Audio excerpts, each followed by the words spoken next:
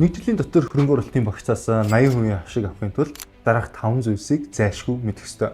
Намаг Равдан гэдэг. Би сүүлийн 3 жилийн хугацаанд эдрээ захирлын доор ажилласан бөгөөд сүүлийн 1 жилийн хугацаанд идэвхтэй гадаад арж хийж гисэн. Энэхүү хугацаанд би аль хэдийн хөрөнгө оруулалтын багцаас 80% ашиг авсан бөгөөд одоо та бүхэнд өөрийнхөө сурсан зайлшгүй мэдэх ёстой 5 зүйлсийг хуваалцах гэж байна. Нэгт мэддэг эсвэл ойлгодог зүйлстэй хөрөнгө оруулалт хийх. Гэтэл манай ажил дээр нэг ихч орж ирсэн. Тэр ихч маа нэг 3-4 байртай аль хэдийн тухайн байрнуудаас бол дажгүй түрээсийн орлого олдог. Тэгвэл яагаад манай офис дээр орж ирсэн бэ гэхээр нэмээд нэг 500 сая төгрөг цуглуулсан. Одоо хувьцаа, бонд нэг арай өөр хөрөнгө оруулалтын төрөл хайж эхэлсэн. Тэр ихч маа манай эдрүү захирал дээр ороод эдгээр секундын дараа гараад ирсэн. Тэр ихч манай захирал ганцхан зөвлөгөө өгсөн. Дахиад байраа. Нөгөө хувьцаа бонд аавна гэж бодож орж ирсэн ихч маань жоохон сэтгэл өмчгөн. Яагаад энэ хамгийн оновчтой зөвлөгөө болсон бэ гэхээр тэр ихч маань аль хэдийн үйл хөдлөлийн салбарыг тодорхой хэмжээнд мэддэг болсон байгаа. Дараагийн аль хувьцаа өсөх үү гэхээс илүү дараагийн аль үйл хөдлөх Монгол өсөхийг илүү тэр ихч таамаглаж байгаа. Мөн түрээслэгч олох, түрээслэгчтэй харилцах гэд үйл хөдлөлийн салбарт маш сайн мэдлэгтэй болсон байгаа. Энэ жилийн хувьд манай хамгийн амжилттай хөрөнгө оруулалтуудын нэг юу байсан бэ гэхээр Robinhood Markets гэдэг компани.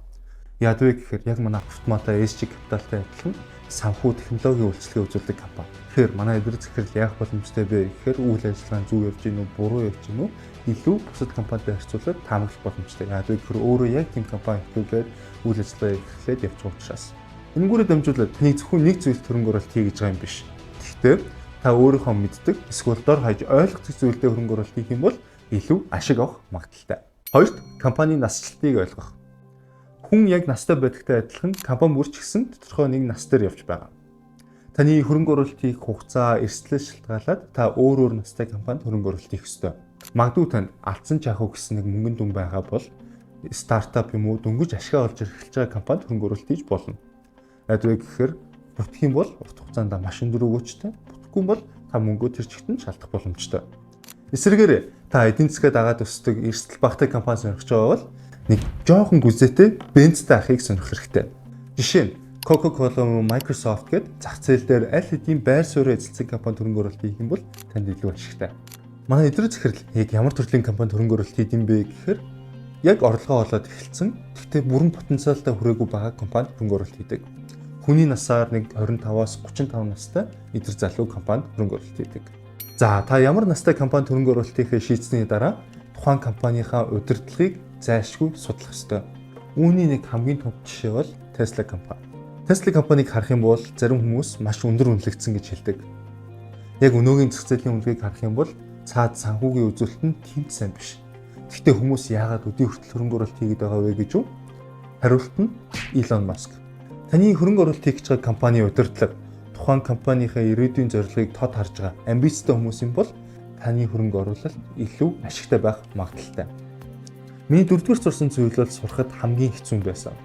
Энэ нь муу компаниудыг алдагдaltaй байсан ч гэсэн багцаасаа хасах.